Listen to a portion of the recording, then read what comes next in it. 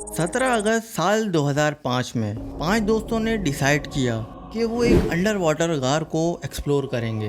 ये गार प्रोवो यूतो के पहाड़ियों में मौजूद था, जिसे केव ऑफ डेथ भी कहा जाता है। लेकिन इनको अंदाजा ही नहीं था कि मौत अंदर इनका इंतजार कर रही है।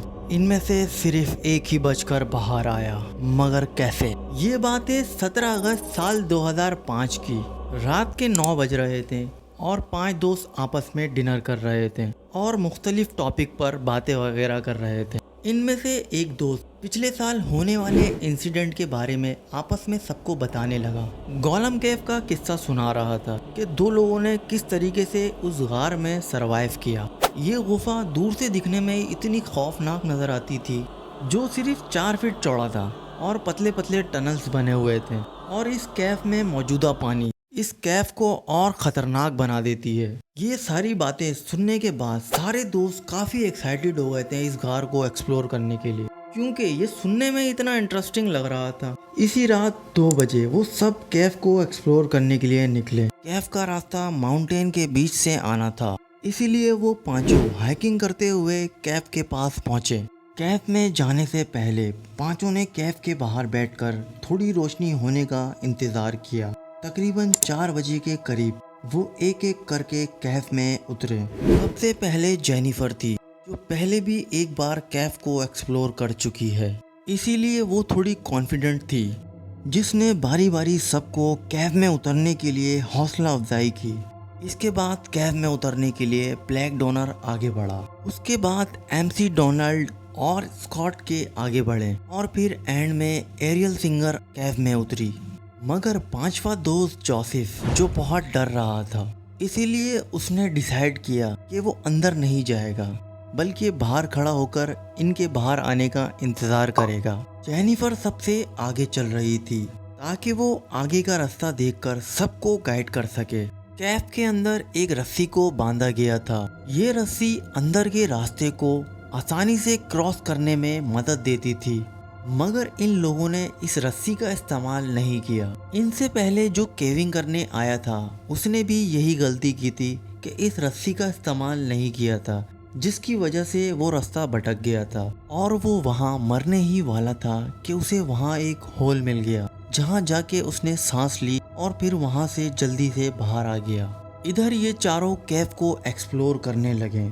ये कैफ चौड़ाई में काफ़ी छोटा था, मगर जेनिफर की वजह से वो इस कैफ को काफ़ी आसानी से एक्सप्लोर कर रहे थे। इन्हें बिल्कुल भी इस बात का अंदाज़ा नहीं था कि ये आसानी आगे जाकर परेशानी में तब्दील हो जाएगी। थोड़ा आगे जाकर जब इनको रास्ता समझ नहीं आया तो ये लोग रस्सी को तलाश करने लगे, मगर ये रस्सी इनको नहीं मिली। वो इधर से उधर तैरते हुए जगह तलाश कर रहे थे जहाँ जाकर ये सांस ले सकें, और इनकी मौत होने ही वाली थी कि अचानक इनको 3 फीट की एक खाली जगह नजर आई। वो किसी तरह तैरते हुए उस जगह पहुंचे और वहां पहुंचकर एक गहरी सांस ली और बाहर बैठा इनका दोस्त जोसेफ, जो इनके बाहर आने का इंतजार कर रहा था।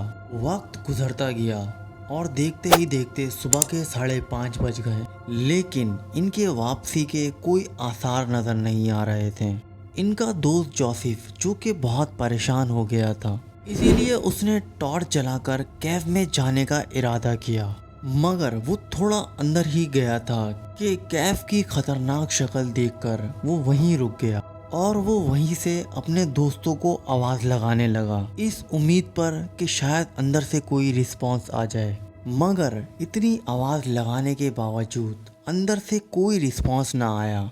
अब जोसेफ को समझ नहीं आ रहा था कि वो इस सिचुएशन में क्या करे। अब 6:25 पर इसने अपने कुछ दोस्तों को कॉल की, जो केविंग एक्सपीरियंस थे, और साथ ही पुलिस को भी कॉल कर दी। कॉल करने के कुछ देर बाद प्रोवो पुलिस डिपार्टमेंट वहां पहुंची।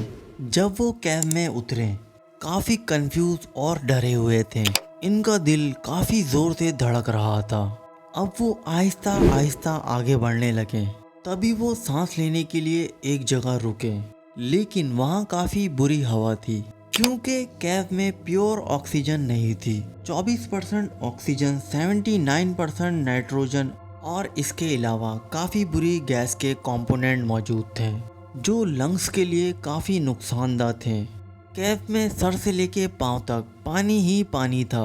अंदर कार्बन डाइऑक्साइड की मिकदार बढ़ती जा रही थी, जो इंसानी लंग्स के लिए काफ़ी नुकसानदार है। जब वो सांस लेते तो बदले में कार्बन डाइऑक्साइड रिलीज करते। फिर इन्हें आगे जाकर एक खाली जगह नजर आई, जहां आधी जली मोमबत्ती रखी थी, जो हवा में ऑक्सीजन कम कर रही थी और कार्बन डाइऑक्साइड बढ़ा रही थी। तो वो ऑफिशियल ये सब देखकर वापस बाहर आ गए, क्योंकि उनको सूरत हाल का अंदाजा नहीं हो रहा था कि वो खुद वहां से निकल पाएंगे या नहीं। इसीलिए बाहर निकलने के बाद टीम ने सबसे पहले रिकवरी प्लान बनाया और कैफ में पंप के जरिए पानी को बाहर निकाला, ताकि आगे का रास्ता क्लियर किया जा सके।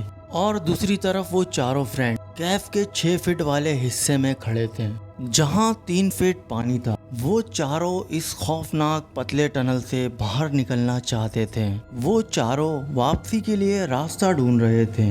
सबसे पहले जेनिफर तैरते हुए आगे बढ़ने लगी। कैफ में तकरीबन 10% ऑक्सीजन बची थी। जेनिफर ऑक्सीजन की कमी की वजह से वहीं बेहोश हो गई और कैफ की तरफ एक होल में डूबने लगी। बाकी सबको लगा कि जेनिफर शायद बाहर निकल गई हो। कैफ में अब 3% ऑक्सीजन बची थी। अब एरियल की बारी थी। इसने स्विमिंग करने से पहले एक लंबी सांस ली और उसके बाद आगे बढ़ने लगी।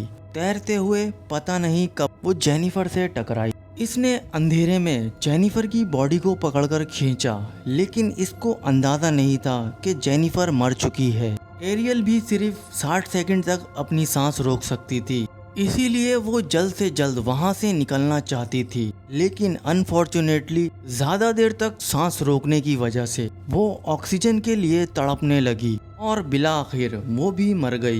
इसके बाद आता है तीसरा दोस्त, वो भी आगे बढ़ने लगा। इसके साथ भी वही हुआ।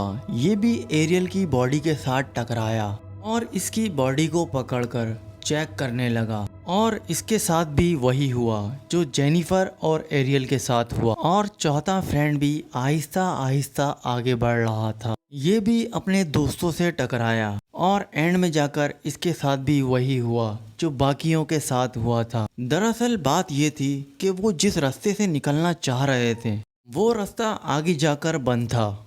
चारों की डेड बॉडी एक ही तरफ और एक ही पोजीशन में थी। वो चारों एक दूसरे से बहुत करीब थे। ऐसा लगता था जैसे वो कैफ से निकलने की कोशिश कर रहे थे।